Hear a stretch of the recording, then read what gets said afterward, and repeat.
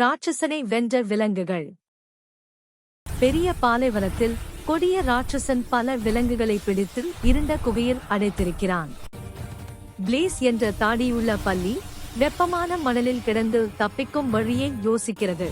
Royal Bengal tiger ராஜா தன் சங்கிலிகளை குலுக்கி சுதந்திரத்துக்காக கர்ஜிக்கிறான். Flying squirrel glider மேலிருந்து தப்பிக்கும் வழி இருக்குமா என்று குகையின் உச்சியை நோக்குகிறது. ஈமியூ எம்மா தன் வலுவான கால்களை நம்பி அனைவருக்கும் தைரியம் அளிக்கிறாள். ஈகிள் ஸ்காய் குகையின் சிறு திறப்பில் இருந்து வெளி உலகத்தை கவனிக்கிறது.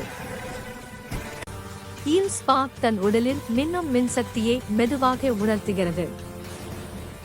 ஏசியாட்டிக் லயன் வீரன் அமைதியாக பேசி ஒன்றாக இருந்தால் வெல்லலாம் என்று சொல்கிறான். அனைத்து விலங்குகளும் தங்கள் தனித்திறன்களை ஒன்றாக பயன்படுத்த திட்டமிடுகின்றன.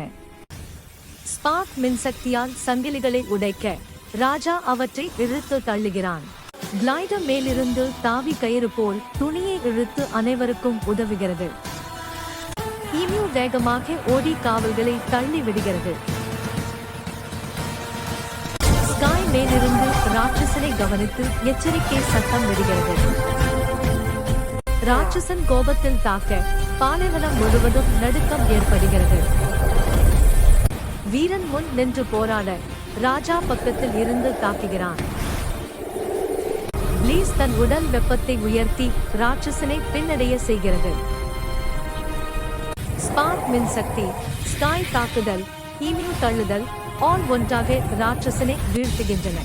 விலங்குகள் பாலைவனத்தை விட்டு பசுமையான காட்டை நோக்கி பயணிக்கின்றன.